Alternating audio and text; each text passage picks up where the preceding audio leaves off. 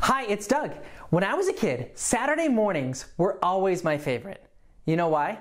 Because that's when all the best cartoons were on TV. I was a big fan of cartoons like Ghostbusters and Thundercats.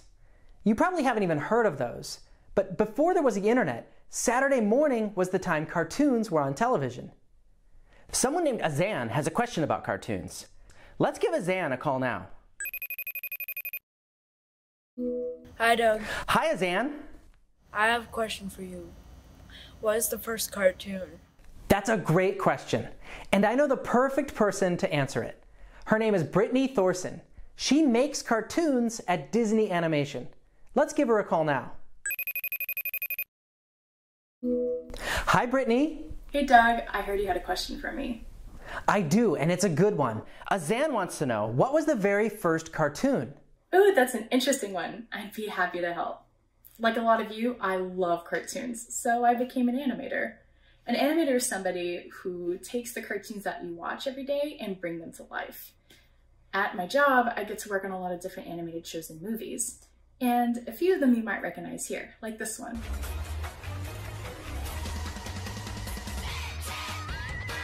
Oh, and this one's one of my favorites.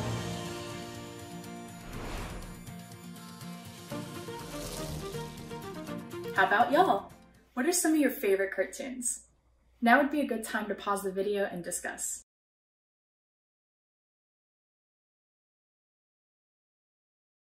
But what about the first cartoon? What was that?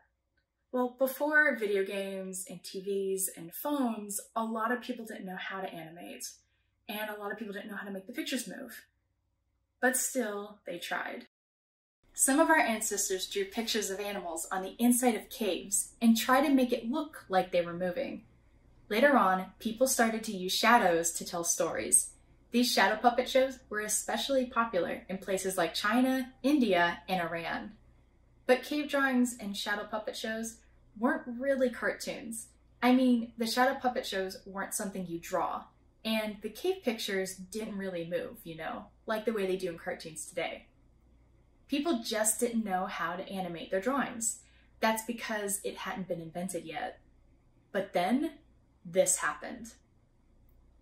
See how the horse seems to be running? This was a new invention called the phenakistoscope. And when it first came out, people were blown away. They wondered, how are these pictures moving? Phenakistoscope means to trick the eye. And that's exactly what this toy is doing. It's spinning so fast that it tricks you into thinking you're only looking at one drawing. And since each drawing is a little different than the next, you think that it's one drawing that's moving.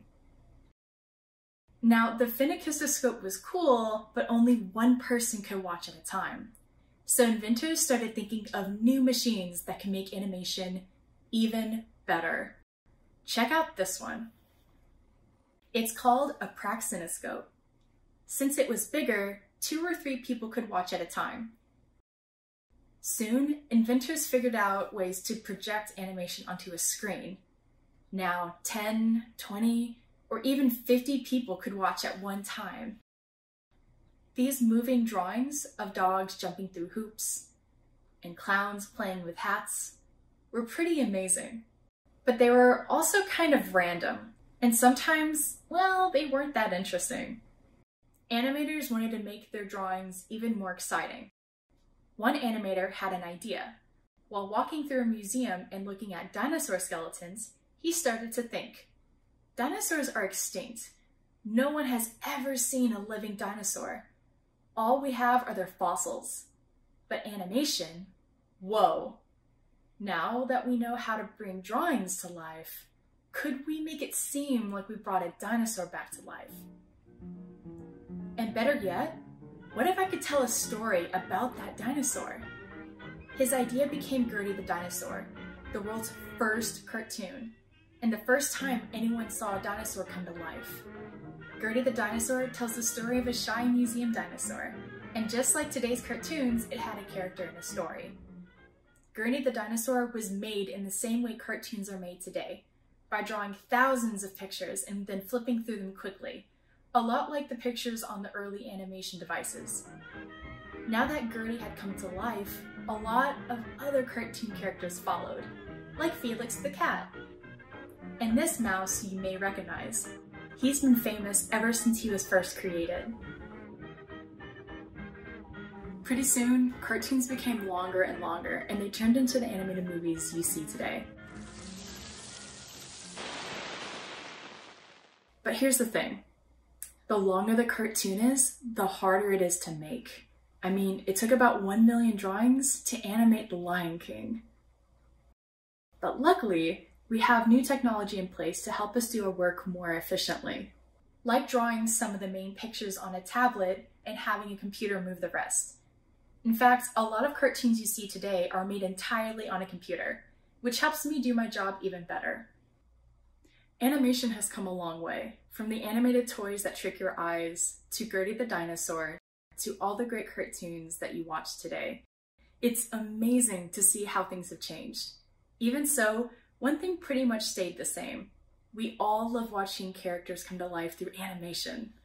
And that's all for this week's question. Thank you so much, Azon, for asking it. Now, after this video is done playing, my friends and I here at Mystery Science have created a special activity where you'll animate your own drawing.